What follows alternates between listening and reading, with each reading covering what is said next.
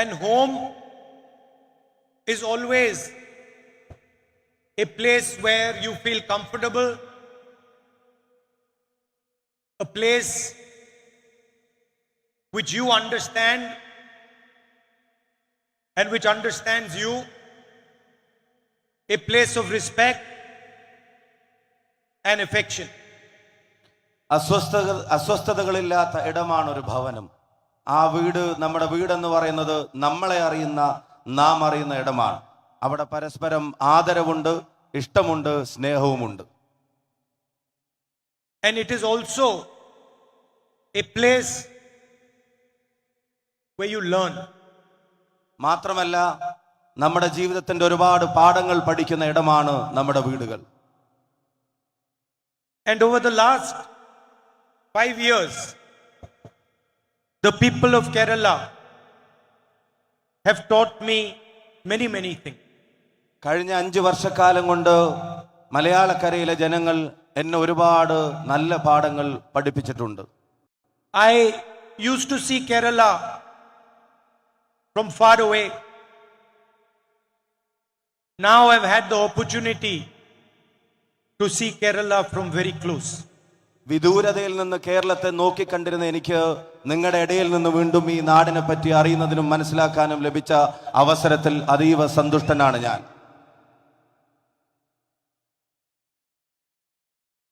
So, one thing you understand is that Kerala is not only a state of this country. Kerala is a civilization.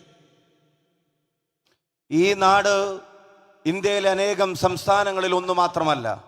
ഈ നാട് നമ്മുടെ സംസ്കാരമാണ്, നമ്മുടെ ചരിത്രത്തിന്റെ ഭാഗമാണ്. And it is not a young civilization, it is an ancient civilization that has been connected to the rest of the world.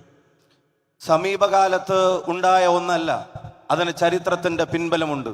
പ്രാചീന കാലം തൊട്ട് തന്നെ ലോകത്തിന്റെ വിവിധ ഇടങ്ങളുമായി ബന്ധപ്പെട്ട് കിടന്നിരുന്ന ഒരു മഹാസംസ്കാരമാണ് കേരളം എന്ന് പറയുന്ന ഈ കൊച്ചുനാട്.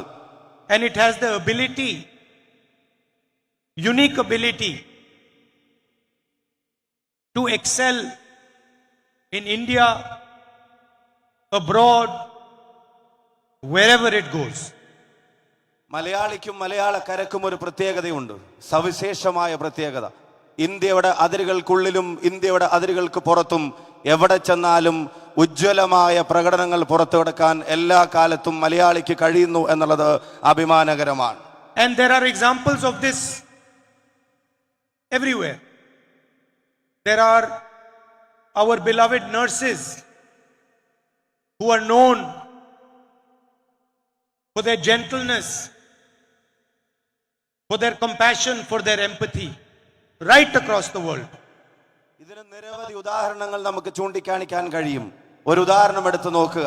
മലയാളക്കരയിൽ നിന്ന് ലോകമെമ്പാടും പരന്നു കിടക്കുന്ന നഴ്സിംഗ് സമൂഹം, ആ ജോലി ചെയ്യുന്നവർ അവരുടെ കരുണാഭാവം കൊണ്ടും കാരുണ്യം കൊണ്ടും ജനങ്ങളോടും തങ്ങൾ നൽകുന്ന സേവനം നൽകുന്നവരോടുള്ള ഇഷ്ടം കൊണ്ടും ലോകത്തിന്റെ സ്നേഹവും ബഹുമാനവും പിടിച്ചു പറ്റിയവരാണ്. Whether it is literature, sports, music, dance, Kerala is everywhere.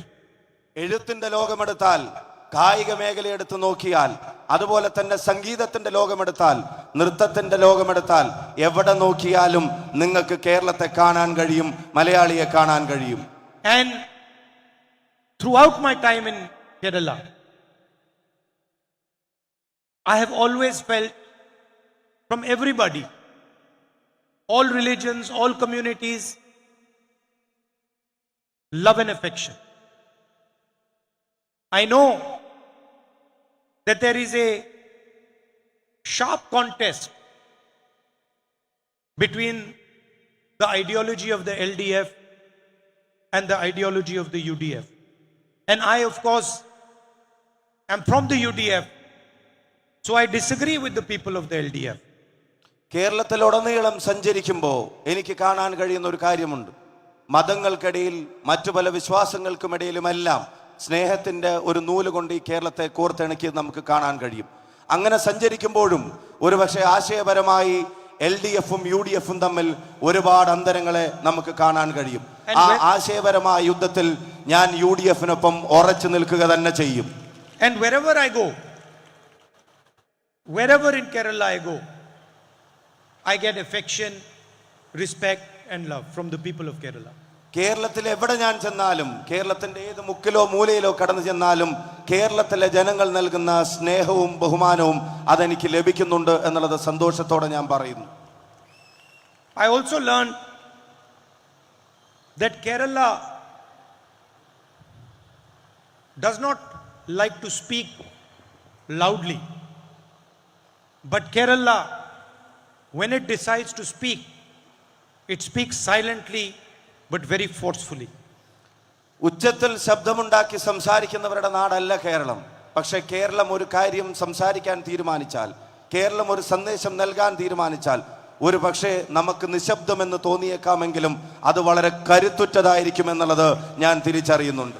And when it speaks, it does not do so crudely or rudely or with disrespect.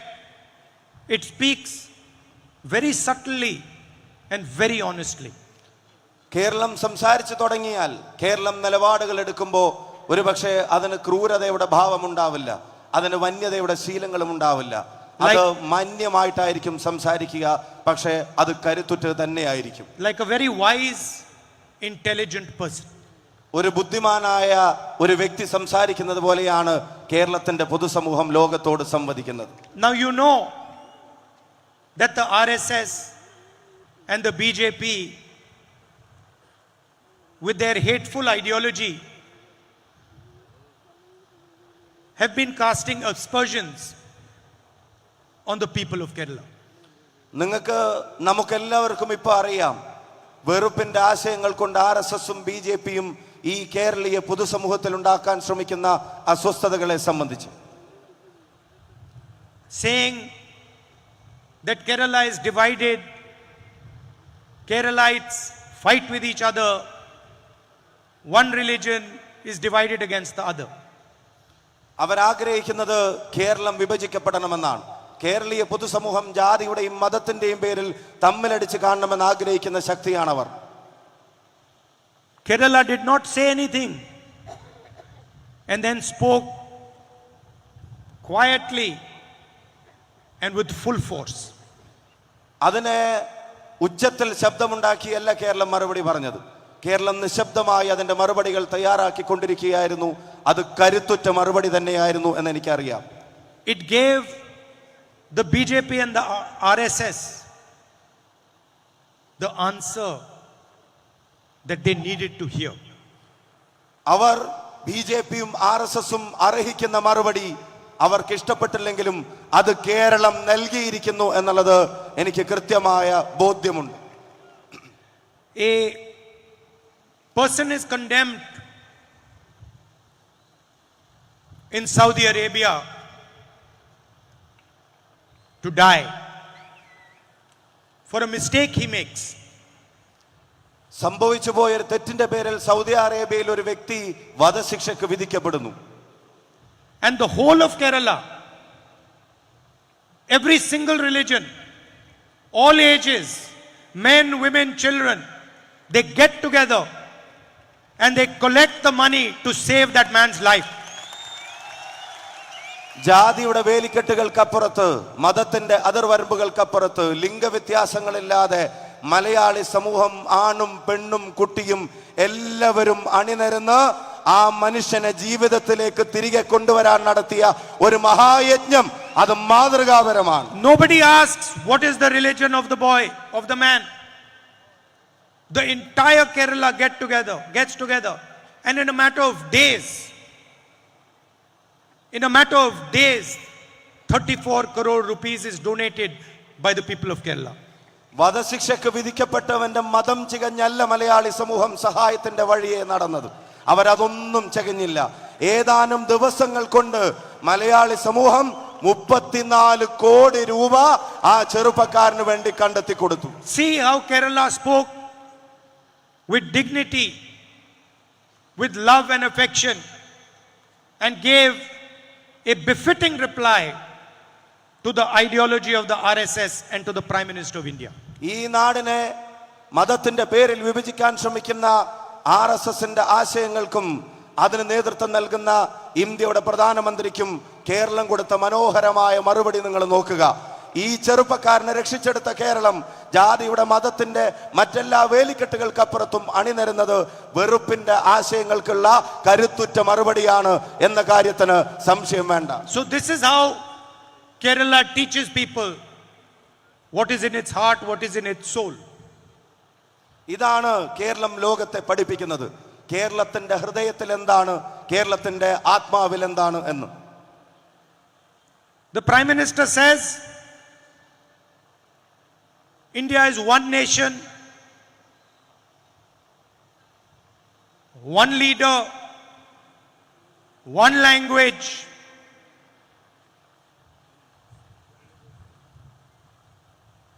and the people of Kerala, they speak Malayalam. Malayalam is not just a language. Malayalam is the soul of the people of Kerala. It is how every mother speaks to her child for the first time. It is how every father guides his son to live a life of respect and dignity.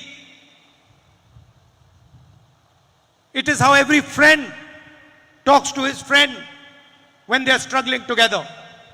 And to say that there will only be one language in India is to insult the history, the tradition of this state. ഈ രാജ്യത്തിന്റെ പ്രധാനമന്ത്രി പറയുന്നു ഒരു രാജ്യം, ഒരു നേതാവ്, ഒരു ഭാഷ എന്നുള്ളത്. മലയാളക്കര സംസാരിക്കുന്നത്, കേരളം സംസാരിക്കുന്നത് മലയാളമാണ്. മലയാളം അനേകം ഭാഷകളിൽ ഒന്ന് മാത്രമല്ല, ഓരോ മലയാളിയുടെയും ആത്മാവാണ് മലയാളം എന്ന് നമ്മൾ തിരിച്ചറിയുന്നു. അതാണ് പെറ്റമ്മ പൊന്നുമക്കളോട് ആദ്യം പറയുന്ന ഭാഷ. അതാണ് മക്കളെ വഴി നടത്തുമ്പോൾ അച്ഛൻ ഉപയോഗിക്കുന്ന ആദ്യത്തെ ഭാഷ. അതാണ് സങ്കട കടലുകൾ താണ്ടാൻ സൗഹൃദങ്ങൾ പരസ്പരം ഉപയോഗിക്കുന്ന ഭാഷ. ആ ഭാഷയെ ഒരു രാഷ്ട്രത്തിൽ ഒരു ഭാഷ എന്ന് മാത്രം പറയുന്നവർ അവരെ ഈ ഭാഷയെയും ഈ സമൂഹത്തെയും അപമാനിക്കുകയാണ് എന്ന് തന്നെ ഞാൻ പറയാൻ ആഗ്രഹിക്കുന്നു. India is like a bouquet of flowers. Different languages, different religions, different traditions, different histories, all of them coming together, supporting each other and making each other more beautiful. മനോഹരമായ ഒരു പൂച്ചെണ്ടാണ് നമ്മുടെ രാജ്യം. അതിൽ പല മതങ്ങളുണ്ടാകാം, അതിൽ പല സംസ്കാരങ്ങളുണ്ടാവാം, അതിൽ പല ഭാഷകളുണ്ടാവാം. അതെല്ലാം ഒന്നിച്ചു ചേരുന്ന സൗന്ദര്യമാണ് ഇന്ത്യ എന്ന രാജ്യമെന്ന് ഞാൻ പറയാൻ ആഗ്രഹിക്കുന്നു. It is a pity that the Prime Minister of India does not understand India's nature. അതുപോലും മനസ്സിലാക്കാൻ കഴിയാതെ ഈ രാജ്യത്തിന്റെ സ്വഭാവ സവിശേഷതകളെയും വൈവിധ്യങ്ങളെയും മനസ്സിലാക്കാൻ ഈ രാജ്യത്തിന്റെ പ്രധാനമന്ത്രിക്ക് കഴിയുന്നില്ല എന്നുള്ളതിൽ എനിക്ക് സഹതാപം തോന്നുന്നു. He does not understand that our multiple languages, multiple traditions, multiple religions are our biggest strength. അദ്ദേഹത്തിന് മനസ്സിലാവുന്നില്ല ഈ നാടിന്റെ ഭാഷാ വൈവിധ്യങ്ങൾ, ഈ നാടിന്റെ മതങ്ങൾ, ഈ നാടിന്റെ സംസ്കാരത്തിന്റെ വൈവിധ്യങ്ങൾ, ഇതെല്ലാം ഈ രാജ്യത്തിന്റെ കരുത്താണ് എന്നുള്ളത് ഇന്ത്യയുടെ പ്രധാനമന്ത്രിക്ക് മനസ്സിലാകുന്നില്ല. He cannot see that from these multiple perspectives comes a beautiful, powerful perspective. അദ്ദേഹത്തിന് കാണാൻ കഴിയുന്നില്ല ഈ വൈവിധ്യങ്ങളുടെ സൗന്ദര്യം സ്വന്തം കണ്ണുകൊണ്ട് കണ്ട് ആസ്വദിക്കാനും അതിന്റെ മനോഹാരിത മനസ്സിലാക്കാനും ഇന്ത്യയുടെ പ്രധാനമന്ത്രിക്ക് കഴിയുന്നില്ല. It is difficult for him to see this because his only quest is to be in power at all costs. അത് കാണാതിരിക്കുന്നതിന്റെ കാരണം, അത് കണ്ടെത്താൻ കഴിയാതെ പോകുന്നതിന്റെ കാരണം എന്ന് പറയുന്നത് ആ മനസ്സിലുള്ള ഏക ദാഹം എന്ന് പറയുന്നത് അധികാരത്തോടുള്ള കൊതി മാത്രമാണ് എന്നുള്ളത് കൊണ്ടാണ് മറ്റെല്ലാ കാഴ്ചകളും മറഞ്ഞു പോകുന്നത്. Today I believe the Prime Minister gave a press conference, gave an interview, to the ANI and spoke about the electoral bond scheme. ഞാൻ ഇന്ന് വായിക്കാൻ കഴിഞ്ഞു, പ്രധാനമന്ത്രി ചില മാധ്യമങ്ങളെ കണ്ടു. ഇലക്ട്രൽ ബോണ്ടിനെ സംബന്ധിച്ച് അദ്ദേഹം സംസാരിക്കുകയുണ്ടായി എന്ന്. And he told the nation how the electoral bond scheme was designed to create transparency in the political system. എന്നിട്ട് അദ്ദേഹം മാധ്യമങ്ങളിലൂടെ ഈ രാജ്യത്തോട് പറഞ്ഞു ഇലക്ട്രൽ ബോണ്ടുകൾ എങ്ങനെയാണ് ഈ നാടിന്റെ രാഷ്ട്രീയത്തെ ശുദ്ധീകരിക്കാൻ വേണ്ടി ഡിസൈൻ ചെയ്തിരുന്നത് എന്നും.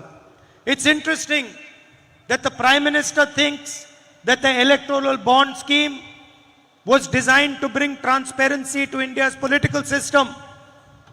But the Supreme Court thinks that the electoral bond scheme is illegal. ഇന്ത്യയുടെ പ്രധാനമന്ത്രി കരുതുന്നു ഈ ജനാധിപത്യത്തെ സുതാരവൽക്കരിക്കുന്നതിന്റെ ഭാഗമാണ് ഇലക്ട്രൽ ബോണ്ടുകൾ എന്ന്. പക്ഷെ രാജ്യത്തിന്റെ പരമോന്നത കോടതി അത് തീരുമാനിക്കുന്നു, അത് കണ്ടെത്തുന്നു, അത് പൂർണ്ണമായും നിയമവിരുദ്ധമാണെന്ന്. It is also interesting to me that the Prime Minister and the government did everything possible to stop the names of the companies that donated money to the BJP from coming out, and did everything possible to stop the dates on which that money was donated from coming out. എന്നിൽ കൗതുകമുണർത്തുന്ന ഒരു കാര്യം, ഈ രാജ്യത്തിന്റെ പ്രധാനമന്ത്രിയും അതുപോലെ തന്നെ BJPയും അവർ പഠിച്ച പണി 18 നോക്കി ആ തുകകൾ BJPക്ക് കൈമാറിയവരുടെ പേര് വിവരങ്ങൾ പുറത്തു വരാതിരിക്കാൻ അവരവരുടെ അവസാനത്തെ ശ്രമവും നടത്തി ആ തുകകൾ കൈമാറിയ തീയതികൾ പുറത്തു വരാതിരിക്കാൻ. I am going to show you just now why the Prime Minister and the government didn't want the names of the companies and the dates to be available to India's public. എന്തുകൊണ്ടാണ് ഈ കോടിക്കണക്കിന് രൂപ കൊടുത്ത സ്ഥാപനങ്ങൾ കമ്പനികളുടെ പേര് വിവരങ്ങൾ പുറത്തു വരുന്നതിന് അദ്ദേഹം ഭയപ്പെട്ടത്? എന്തിനാണ് അത് കൊടുത്തതിന്റെ തീയതികൾ അത് പുറത്തു വരാതിരിക്കാൻ അദ്ദേഹം ശ്രമിച്ചത് എന്ന് ഞാൻ നിങ്ങളോട് പറയാം. Let me start with a company called Megha Engineering. In April 2023, they donate 150 crores to the BJP. In May 2023, they get a 14,400 crore project, Thane Borivali Twin Tunnel Project. ഒരു കമ്പനി കൊണ്ട് തുടങ്ങാം, മേഘ എഞ്ചിനീയറിംഗ് കമ്പനി. 2023 ഏപ്രിൽ മാസം ഇവർ 140 കോടി രൂപ electoral ബോണ്ടായി BJPക്ക് കൊടുക്കുന്നു. തൊട്ടടുത്ത മാസം മെയ് മാസം 440 കോടി രൂപയുടെ കരാർ, ബോംബെ താനെ ഹൈവേയെ സംബന്ധിച്ച് ഒരു കരാർ ഈ കമ്പനിക്ക് തൊട്ടടുത്ത മാസം കിട്ടുകയാണ്. 1 month after donating money to the BJP, they get one of the biggest infrastructure projects in the country. BJPക്ക് പണം കൊടുത്ത ഒരു മാസം തികയുന്നതിന് മുമ്പ് രാജ്യത്തെ ഏറ്റവും വലിയ അടിസ്ഥാന സൗകര്യ വികസന പദ്ധതികളിൽ ഒന്ന് ഈ company അടിച്ചെടുക്കുകയാണ്. In September 2023, they win a $648 million project for a refinery in Mongolia. September 2023 പിന്നെ അവർക്ക് ലഭിക്കുന്നത് $648 മില്യൺ ഒരു പെട്രോളിയം പദ്ധതി, റിഫൈനറി പദ്ധതിയാണ് അവർക്ക് ലഭിക്കുന്നത്. 1 month after that, they donate 150 crores to the BJP. തൊട്ടടുത്ത മാസം വീണ്ടും BJPക്ക് 150 കോടി രൂപ ഈ കമ്പനി കൊടുക്കുകയാണ്. Between December 2021 and March 2023, they won 26 national highway projects worth 20,889 crores. And at the same time, they were donating 426 crores to the BJP. December 2021 മുതൽ March 2023 വരെ അവർക്ക് 26 ദേശീയപാത കരാറുകളാണ് ഇതേ കമ്പനിക്ക് കിട്ടുന്നത്. എന്ന് മാത്രമല്ല 20,889 കോടിയുടെ കരാർ ഈ കമ്പനിക്ക് കിട്ടുന്നു. അതേസമയം തന്നെ അവർ BJPക്ക് 426 കോടി രൂപയുടെ സംഭാവന ഇലക്ട്രൽ ബോണ്ട് വഴി കൊടുക്കുകയും ചെയ്യുന്നു. Dr. Reddy's lab, on 12th November 2023, there is an IT raid on the company. On the 17th November 2023, 5 days later, they donate money to the BJP. അടുത്ത കമ്പനിക്ക് 12 നവംബർ 2023 ഒരു റെയ്ഡ് വരുന്നു. കൃത്യം 5 ദിവസത്തിനപ്പുറം 17-ാം തീയതി അവർ ഇലക്ട്രൽ ബോണ്ട് വഴി അവരും BJPക്ക് പണം നൽകുന്നു. Torrent Pharma, 7th May 2019, they donate 9 crores to the BJP 20 days later, they receive a 285 crore tax exemption from the government of Maharashtra. അടുത്ത കമ്പനി ഒരു ഫാർമ കമ്പനി 2019 7 മാസം അവർ BJPക്ക് 9 കോടി രൂപ കൊടുക്കുന്നു. 20 ദിവസം കഴിയുമ്പോഴേക്കും ആ കമ്പനിക്ക് 285 കോടി രൂപയുടെ ടാക്സ് ഇളവുകൾ BJP ഗവൺമെന്റ് അനുവദിച്ചു കൊടുക്കുകയാണ്. January 2024, they gave 50 crore to BJP. 2 months later, in March 2024, they get a 1540 crore solar power project in Maharashtra. മറ്റൊരു കമ്പനി ജനുവരി 2024 BJPക്ക് 50 കോടി രൂപ കൊടുക്കുന്നു. അതേ വർഷം കഴിഞ്ഞ മാർച്ചിൽ ആ കമ്പനിക്ക് മഹാരാഷ്ട്രയിൽ കിട്ടിയ സോളാർ പ്രൊജക്ടിന്റെ എമൗണ്ട് എന്ന് പറയുന്നത് 1540 കോടി രൂപയാണ്. Airtel company, between 2019-2021, donate 51 crores to the BJP. In August 2021, they get a global mobile personal communication satellite license. Airtel company അത് 2019-നും 2021 ഇടക്ക് കോടിക്കണക്കിന് രൂപ BJPക്ക് നൽകുന്നു. ഓഗസ്റ്റ് മാസം 21 തീയതി ആവുമ്പോഴത്തേക്കും അവർക്ക് പ്രധാനപ്പെട്ട ഒരു കരാർ BJP ഒപ്പിച്ചു കൊടുക്കുന്ന കാഴ്ച നമ്മൾ കാണുന്നു. Brothers, this list goes on and on and on. അറ്റമില്ലാത്ത അന്ത്യമില്ലാത്ത ഈ അഴിമതിയുടെ കഥകൾ, ഈ ലിസ്റ്റ് അത് തുടർന്നുകൊണ്ടേയിരിക്കുകയാണ്. The electoral bond scheme is not a way to clean politics. It is an extortion racket. It is the biggest extortion racket on the planet. ഇവിടെ electoral bond എന്ന് പറയുന്നത് രാഷ്ട്രീയ ശുദ്ധീകരണത്തിന്റെ ആയുധമല്ല. അത് ഇന്ത്യ രാജ്യം കണ്ട, ലോകം കണ്ട ഏറ്റവും വലിയ തീവട്ടി കൊള്ളകളിൽ ഒന്നാണ് എന്ന് ഞാൻ പറയാൻ ആഗ്രഹിക്കുന്നു. It is a way to steal from the people of India, and it has been organized, conceptualized by the Prime Minister of India himself. മോഷണത്തിന്റെ, ഈ നാട്ടിലെ ജനങ്ങളിൽ നിന്ന് മോഷണം നടത്തുന്നതിന്റെ ഏറ്റവും വലിയ രീതികളാണ് പ്രൈം മിനിസ്റ്റർ, ഇന്ത്യയുടെ പ്രധാനമന്ത്രി രൂപകൽപ്പന ചെയ്ത് ഭാവം കൊടുത്ത് നടപ്പിലാക്കിയ ഒരു പദ്ധതിയുടെ പേരാണ് ഇലക്ട്രൽ ബോണ്ട് സ്കീം എന്ന് ഞാൻ പറയും. The entire operation of the BJP is to take the wealth of this country and hand it to 20-25 businessmen. ഈ പണം, ഈ രാജ്യത്ത് BJP നടത്തുന്ന പ്രവർത്തനങ്ങൾ മുഴുവൻ, ഈ നാട്ടിലെ ജനങ്ങളിൽ നിന്നുള്ള മുഴുവൻ പണവും ഊറ്റിയെടുത്ത് 20-25 വരുന്ന കോർപ്പറേറ്റുകളുടെ കൈകളിലേക്ക് എത്തിച്ചു കൊടുക്കാൻ വേണ്ടി മാത്രമാണ് BJP രാജ്യം ഭരിക്കുന്നത്. 16 lakh crore rupees. 16 lakh crore rupees in bank loans were forgiven to the 25 richest people in this country. നിങ്ങൾക്ക് വിശ്വസിക്കാൻ കഴിയുമോ? ഈ നാട്ടിലെ സാധാരണക്കാരൻ ബാങ്കിൽ നിക്ഷേപിക്കുന്ന പണം കൊണ്ട് 16 ലക്ഷം കോടി രൂപയുടെ വായ്പ ഈ രാജ്യത്ത് വെറും 20-25 വരുന്ന കോർപ്പറേറ്റുകൾക്ക് ഇവർ ബാങ്കുകളെ കൊണ്ട് കൊടുപ്പിച്ചു. That is 24 years of Mahatma Gandhi Manrega money. 24 years of Manrega money was forgiven to the richest people in the land.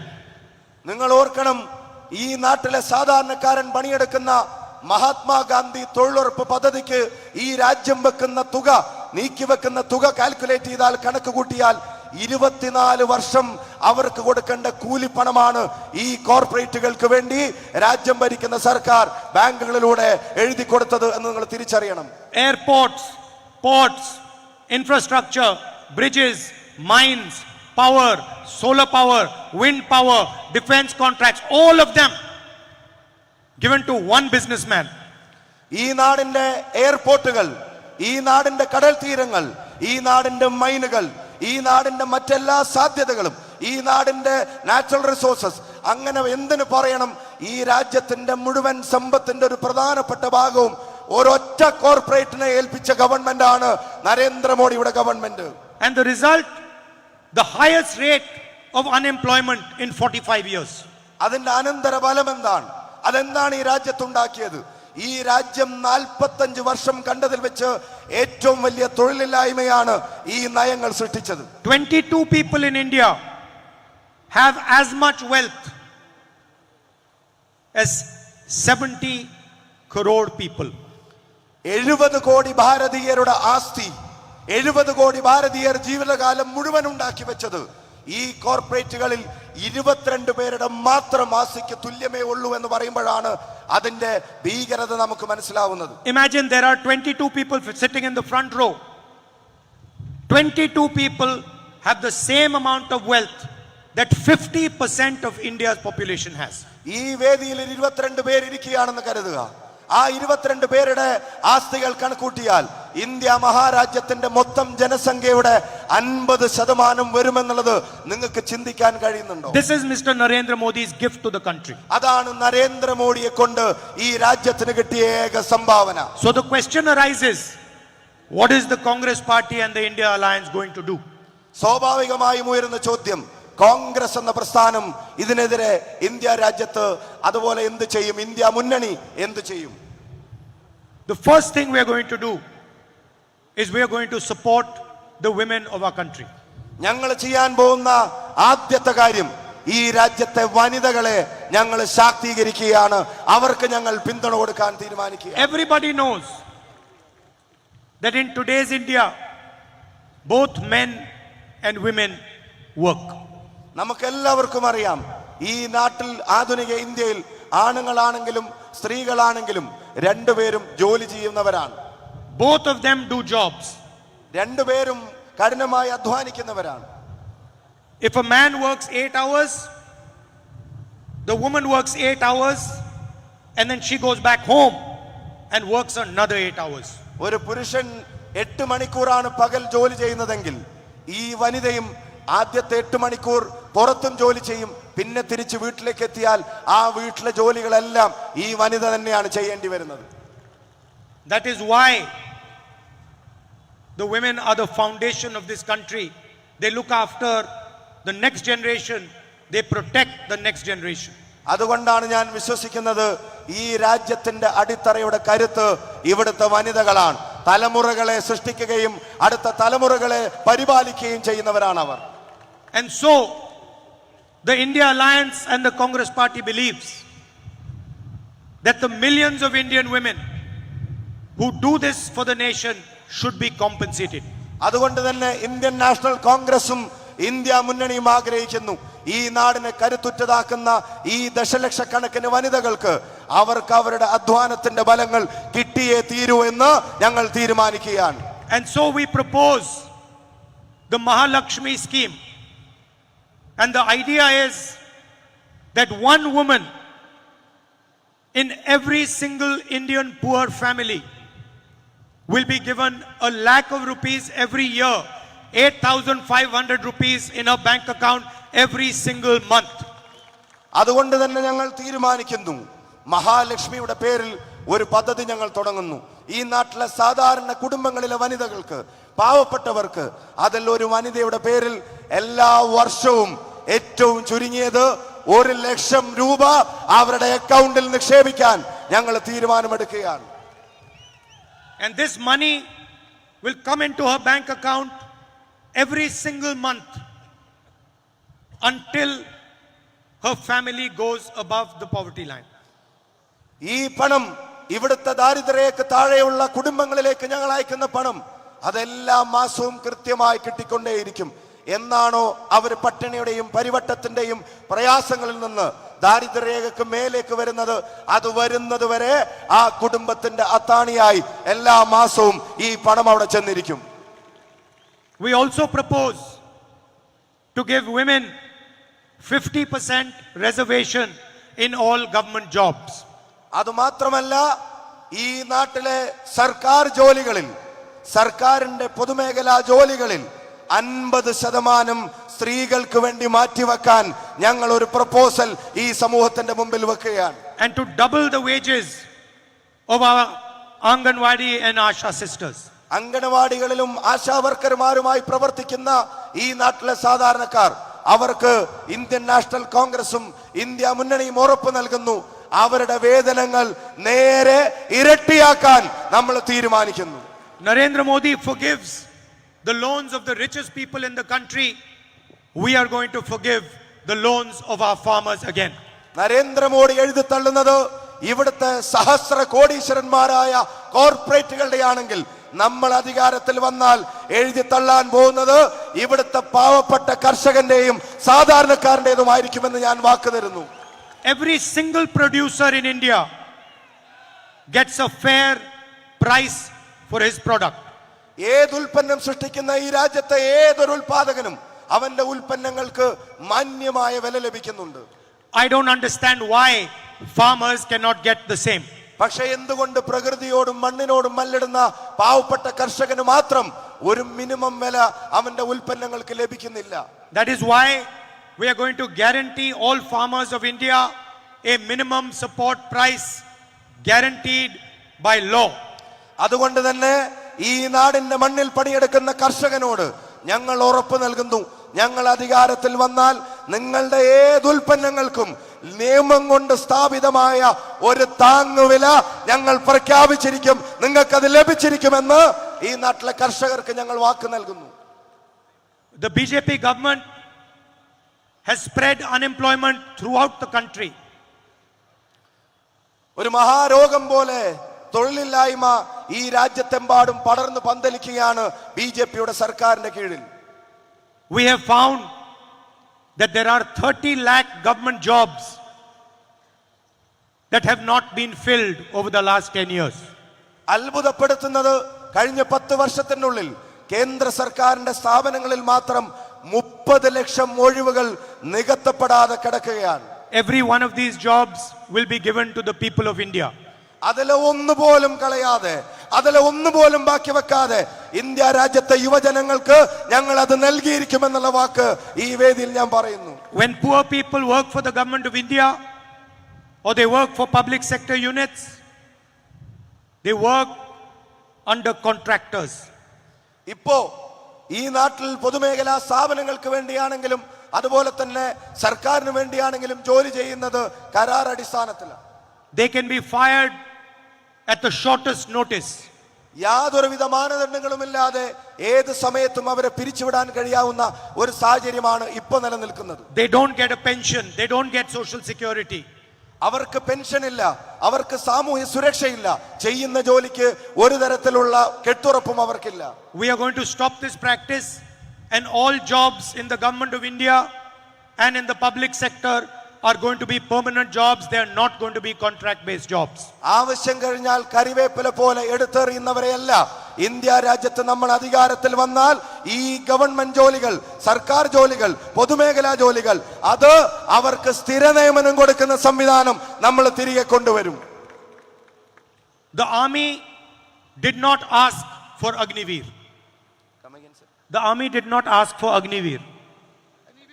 Agniveer. Agniveer പദ്ധതി അതിൽ ഈ പറയുന്ന തരത്തിൽ ആളുകളെ ആവശ്യം കഴിഞ്ഞ് ഉപയോഗിച്ചു കഴിഞ്ഞ് അവരെ ഉപേക്ഷിക്കുന്നതാണ്.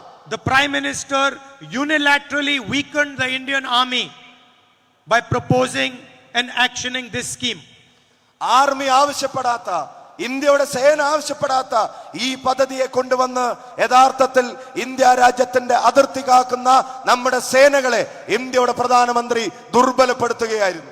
We will scrap the Agniveer scheme the moment we come to power. അതുകൊണ്ട് തന്നെ നമ്മൾ അധികാരത്തിൽ വന്നാൽ ആ നിമിഷം തന്നെ ഈ രാജ്യത്തിന്റെ സേനയെ ദുർബലപ്പെടുത്തുന്ന ആ സ്കീമിനെ നമ്മൾ ചവറ്റുകൊട്ടയിലെറിയും. We don't want two different types of martyrs.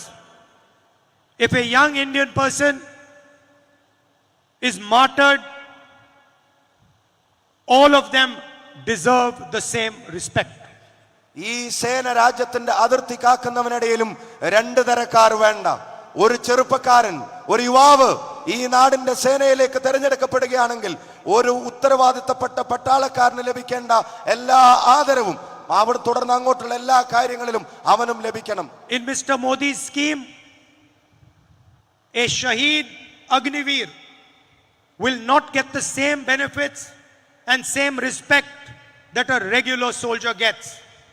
രാജ്യത്തിന് വേണ്ടി ധീര രക്തസാക്ഷിത്വം വഹിക്കുന്ന അഗ്നിവീറിൽപ്പെട്ട ഒരു ചെറുപ്പക്കാരന് അല്ലെങ്കിൽ ഒരു ചെറുപ്പക്കാരിക്ക് ഇന്ത്യ രാജ്യത്തിന്റെ ഒരു പട്ടാളക്കാരൻ രാജ്യത്തിന് വേണ്ടി ജീവൻ കൊടുക്കുമ്പോൾ അവർക്ക് കിട്ടുന്ന ആദരം ഈ ചെറുപ്പക്കാരന് ലഭിക്കുന്നില്ല.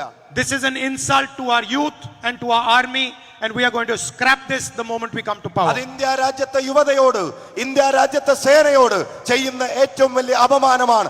അധികാരത്തിലേറിയ ആദ്യ നിമിഷങ്ങളിൽ തന്നെ ആ പദ്ധതി ഞങ്ങൾ അവസാനിപ്പിക്കും. Children of rich families can send their children, parents of rich families can send their children to do an apprenticeship. സാമ്പത്തികമായ ശേഷിയുള്ള കുടുംബങ്ങളിലെ ചെറുപ്പക്കാർ ഒരുപക്ഷെ തൊഴിൽ പരിശീലന കാലം അവർക്ക് മാത്രം ആസ്വദിക്കാൻ കഴിയുന്ന ഒന്നായി മാറുന്നുണ്ട്. They send their children for an apprenticeship. The children get trained. The children get paid on the job. And then after the apprenticeship, the children can get a permanent job. അവർക്ക് പഠിച്ചിറങ്ങിയ മക്കളെ ഒരുപക്ഷെ തൊഴിൽ പരിശീലനത്തിന് അയക്കാനുള്ള സാവകാശം ഉണ്ടായിരിക്കും, അതിനുള്ള സ്ഥിതി ഉണ്ടായിരിക്കും. അവർക്ക് അവിടെ പരിശീലനം ലഭിക്കും. ആ പരിശീലനം ലഭിച്ചു കഴിഞ്ഞ് അവർക്ക് ചിലപ്പോൾ ജോലിയും അവിടെ ഒരു സ്ഥിര നിയമനം കിട്ടിയെന്ന് വരാം. This is not available to the vast majority of India's youngsters. പക്ഷെ അത് നാട്ടിലെ പാവപ്പെട്ടവന്, കോടിക്കണക്കിന് ആളുകൾക്ക് അവർക്ക് താങ്ങാൻ കഴിയുന്നതാണോ? പഠിച്ചു കഴിഞ്ഞാൽ ഉടനെ കുടുംബത്തിന്റെ ബാധ്യതകൾ ഏറ്റെടുക്കേണ്ടവന് എവിടെയാണ് പരിശീലന കാലം? എവിടെയാണ് പരിശീലനത്തിന് ശേഷം തൊഴിലിന് കാത്തിരിക്കാനുള്ള സാവകാശം? We are going to pass a right to apprenticeship law. ഞങ്ങൾ അതുകൊണ്ട് തന്നെ ചരിത്രപരമായ ഒരു നിയമം കൂടെ കൊണ്ടുവരാൻ ആഗ്രഹിക്കുകയാണ്. പഠിച്ചു കഴിഞ്ഞ ഒരു ചെറുപ്പക്കാരന് ഒരു തൊഴിൽ പരിശീലന കാലം അത് നിയമം കൊണ്ട് ഉറപ്പുവരുത്താൻ ഞങ്ങൾ ഇവിടെ ഒരു ആക്ട് കൊണ്ടുവരാൻ പോകുന്നു. It will be the right of any graduate, any college or university graduate, any diploma holder to demand a 1-year apprenticeship from the government. It will be a paid apprenticeship. It will be training on the job, and he will get a guaranteed income of 1 lakh rupees a year, 8,500 rupees a month.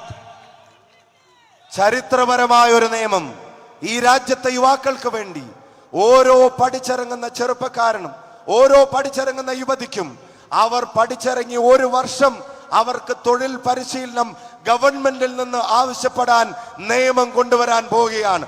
അവർക്ക് തൊഴിൽ പരിശീലനം ലഭിക്കുന്നു എന്ന് മാത്രമല്ല, ആ കാലയളവിൽ ഏറ്റവും ചുരുങ്ങിയത് 1 ലക്ഷം രൂപയെങ്കിലും സ്റ്റൈപ്പൻഡായി അവർക്ക് ഒരു വർഷത്തേക്ക് കൊടുക്കാനും നമ്മുടെ നിയമം ഈ രാജ്യത്ത് നമ്മൾ നടപ്പിലാക്കും. This scheme will create a modern workforce, a trained workforce, and we will pay for that training. തൊഴിൽ അനുയോജ്യമായ ഒരു സേന, ഏറ്റവും വലിയ കരുത്ത് നമ്മുടെ യുവസേന, അത് സൃഷ്ടിക്കാൻ ഈ സ്കീം കൊണ്ട് സാധിക്കുമെന്നുള്ള കാര്യത്തിന് ഒരു സംശയവും വേണ്ട. Apprenticeships will be available in the private sector, in the government, and in the public sector units.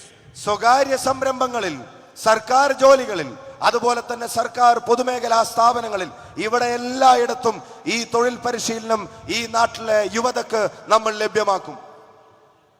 Finally, before I conclude, I have a question. Finally, before I conclude, I have a question. ഞാൻ അവസാനിപ്പിക്കുന്നതിന് മുമ്പ് എനിക്ക് നിങ്ങളോട് ഒരു ചോദ്യമുണ്ട്.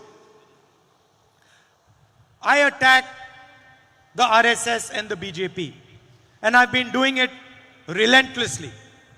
വിശ്രമങ്ങളില്ലാതെ, ഇടവേളകളില്ലാതെ RSSന്റെയും BJPയുടെയും വെറുപ്പിന്റെ ആശയങ്ങളെ ഞാൻ കടന്നാക്രമിച്ചു കൊണ്ടേയിരിക്കാറുണ്ട്. 24/7 they are after me. 24x7 എന്ന് പറയുന്നത് പോലെ അവരെന്റെ പുറകെയാണ്. അതിന്റെ പേരിൽ I spent 55 hours being interrogated by the Enforcement Directorate. എന്റെ ജീവിതത്തിലെ 55 മണിക്കൂർ അവരുടെ എൻഫോഴ്സ്മെന്റ് ഡയറക്ടറേറ്റിന്റെ ചോദ്യങ്ങൾക്ക് മുമ്പിൽ ഞാൻ ചെലവഴിച്ചിട്ടുണ്ട്. After I gave a speech in Parliament, the BJP had me removed from Parliament. പാർലമെന്റിൽ അദാനിക്കും BJPക്കുമെതിരായി സംസാരിച്ചതിന്റെ പേരിൽ എന്റെ പാർലമെന്റ് മെമ്പർ സ്ഥാനം പോലും BJP വളഞ്ഞ വഴികളിലൂടെ ഒഴിവാക്കിയിട്ടുണ്ട്. I was reinstated by the Supreme Court. അവസാനം സുപ്രീം കോടതി, പരമോന്നത കോടതിയിലേക്ക് ചെന്നിട്ടാണ് ആ വയനാടൻ ജനത തന്ന പാർലമെന്റ് മെമ്പർ സ്ഥാനം നമ്മൾ തിരികെ എടുത്തത്. They took away my house. I said to them, I don't want your house. I don't need your house. I have millions of houses in the hearts of India's people. ഒരു parliament member എന്നുള്ള നിലക്ക് എനിക്ക് അനുവദിക്കപ്പെട്ട ഭവനത്തിൽ നിന്ന് എന്നെ പുറത്തിറക്കാൻ അവർക്ക് തിടുക്കമായിരുന്നു. പക്ഷേ ഞാൻ അവരോട് പറഞ്ഞത്, എനിക്ക് നിങ്ങളുടെ ഭവനമല്ല വലുത്, കോടിക്കണക്കിന് ഭാരതീയരുടെ ഹൃദയത്തിലുള്ള ഇടമാണ് എന്റെ ഭവനമെന്ന് ഞാൻ കരുതുന്നുവെന്ന്. Now, I have given a speech almost 35-40 minutes and I have not wavered from attacking the BJP. 35-40 മിനിറ്റായി ഞാൻ നിങ്ങളോട് സംസാരിക്കുന്നു. ഞാൻ ഒരിക്കലും മടിയുള്ളവനല്ല BJPക്കെതിരെ വിമർശനം നടത്താൻ, RSSനെ ആക്രമിക്കാൻ എനിക്ക് യാതൊരു ഭയവുമില്ല. Because it is an ideological battle that I fight and I represent an ideology. അതിന്റെ കാരണം എന്തെന്ന് വെച്ചാൽ, ഞാൻ നടത്തുന്ന ഈ പോരാട്ടം ആശയപരമാണ്. RSSന്റെയും BJPയുടെയും വെറുപ്പിന്റെ ആശയങ്ങൾക്കെതിരായ ഒരാശയത്തെയാണ് ഞാൻ മുറുകെ പിടിക്കുന്നത്. I know that whenever someone attacks the BJP attacks them back. CBI, ED takes away their membership, takes away their house.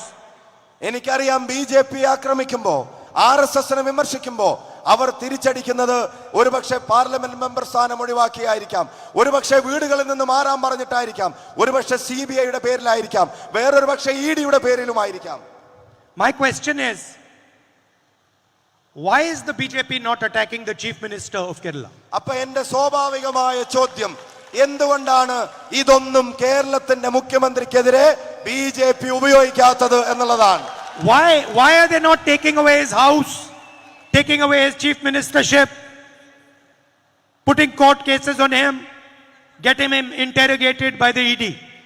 മറ്റു പല സംസ്ഥാനങ്ങളിലും മുഖ്യമന്ത്രിമാർക്കെതിരെ BJPക്കെതിരെ നിലപാടെടുത്തതിന്റെ പേരിൽ മാത്രം നടക്കുന്ന ആ സ്വഭാവങ്ങളൊന്നും കേരളത്തിന്റെ മണ്ണിൽ കാണുന്നില്ല.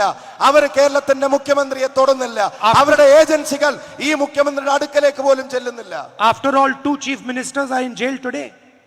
ഒന്നുമില്ലെങ്കിൽ നോക്കുക, 2 മുഖ്യമന്ത്രിമാർ ഇന്ന് ഇന്ത്യ രാജ്യത്ത് ജയിലിലടക്കപ്പെട്ടിരിക്കുകയാണ് BJPക്ക് വിരുദ്ധമായ നിലപാടെടുത്തതിന്റെ പേരിൽ മാത്രം.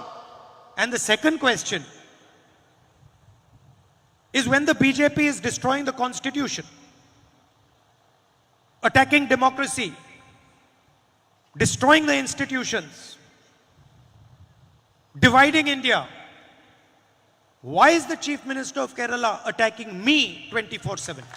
ഈ രാജ്യത്തിന്റെ ഭരണഘടനയെ BJP തകർക്കുമ്പോ, ഈ നാടിന്റെ ജനാധിപത്യ ശീലങ്ങളെ BJP ഇല്ലാതാക്കുമ്പോ, ഈ നാട്ടിലെ ജനതയെ മതത്തിന്റെ പേരിൽ അവർ വേലികെട്ടി തിരിക്കുമ്പോ, അപ്പോഴും കേരളത്തിന്റെ മുഖ്യമന്ത്രിയുടെ പ്രസംഗങ്ങൾ മുഴുവൻ അത് എനിക്കെതിരെയായുന്നതിന്റെ കാരണം എനിക്ക് മനസ്സിലാവുന്നില്ല. I am very happy for him to attack me, but he should also spend a little bit of time attacking the BJP and Mr. Modi and the RSS.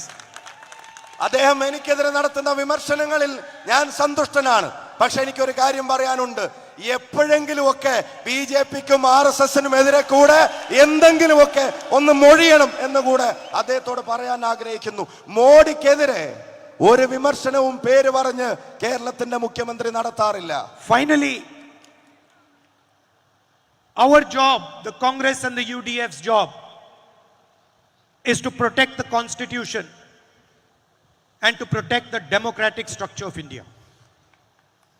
കോൺഗ്രസിന്റെയും ഐക്യജനാധിപത്യ മുന്നണിയുടെയും ഉത്തരവാദിത്തം ഈ നാടിന്റെ ജനാധിപത്യ സംവിധാനങ്ങളെ സംരക്ഷിച്ചു പിടിക്കുക എന്നുള്ളതാണ്. And the Constitution protects the rights of every single Indian, regardless of his religion, the state he comes from, the language he speaks, the culture he is part of. നമ്മൾ ശക്തിപ്പെടുത്തേണ്ടതും സംരക്ഷിക്കേണ്ടതുമായിട്ടുള്ള ഭരണഘടനയാണ് ഇന്ത്യയിലെ ഓരോ ജനങ്ങളുടെയും ആത്മാവിനെ കാക്കുന്നത്. അവർക്ക് ഈ നാട്ടിൽ ജീവിക്കാനുള്ള അവകാശത്തെ, അവർക്ക് ഇഷ്ടപ്പെട്ട വിശ്വാസത്തെ മുറുകെ പിടിക്കാനുള്ള അവകാശത്തെ, അവർക്ക് വേണ്ട ഭാഷ സംസാരിക്കാനുള്ള അവകാശത്തെ, അവരുടെ അവകാശങ്ങളെ കാക്കുന്നത് ഭരണഘടനയാണെങ്കിൽ ആ ഭരണഘടനയുടെ സംരക്ഷണം ഇവിടുത്തെ കോൺഗ്രസിന്റെയും UDFന്റെയും ഉത്തരവാദിത്തമാണ്. And it is our duty to protect every single voice in this country, regardless of what religion it is, regardless of what caste it is, regardless of what language it is, regardless of how old she is or he is. This is our sacred duty. മതമേതാവട്ടെ, ജാതി ഏതുമാവട്ടെ, സംസാരിക്കുന്ന ഭാഷ വ്യത്യസ്തമാവട്ടെ, അതുപോലെ തന്നെ അവരുടെ ഭാഷ, അവരുടെ പ്രായമോ ലിംഗമോ ഏതുമാവട്ടെ, എത്ര പാവപ്പെട്ടവനാണെങ്കിലും അല്ലെങ്കിലും ഈ നാട്ടിലെ ഓരോ ശരാശരിക്കാരന്റെയും ആ ശബ്ദത്തെ സംരക്ഷിച്ചു പിടിക്കുക എന്നുള്ളത് നമ്മുടെ ജോലിയാണ്, നമ്മുടെ ഉത്തരവാദിത്തമാണ്. We will never decide citizenship on the basis of caste, religion or language. ഈ നാടിന്റെ പൗരന്റെ മേൽ വിഭാഗീയതയുടെ ഒരു അജണ്ടയും നമ്മൾ നടപ്പിലാക്കില്ല. അതിന് മതത്തിന്റെ വേർതിരിവുകൾ ഉണ്ടാവില്ല, അതിന് സംസാരിക്കുന്ന ഭാഷയുടെ അന്തരവും ഉണ്ടാവില്ല. We will decide citizenship based on the idea of India, nothing less. ഒരു കാര്യം ഉറച്ചു പറയുന്നു, ഇന്ത്യയുടെ പൗരത്വത്തിന്റെ മാനദണ്ഡം ഇന്ത്യ എന്ന മഹാരാജ്യത്തിന്റെ ആശയങ്ങളായിരിക്കും, മറ്റൊന്നുമായിരിക്കില്ല. And thank you. नफरत के बाजार में आप सब मोहब्बत की दुकान खोलते हो. Thank you. ഹൃദയം നിറഞ്ഞ നന്ദി. വെറുപ്പിന്റെ ഈ കമ്പോളത്തിൽ സ്നേഹത്തിന്റെ കട നമുക്ക് ഒരുമിച്ച് തുറക്കാം.